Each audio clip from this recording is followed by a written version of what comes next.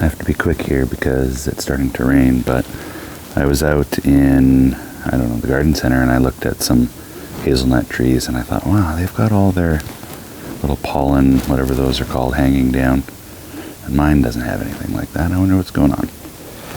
But came and had a look back here. Yeah.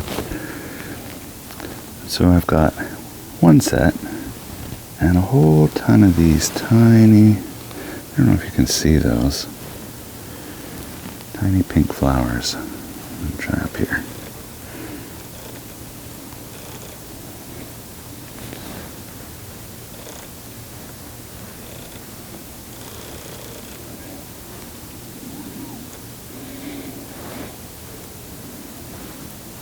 Anyway, I thought that was cool.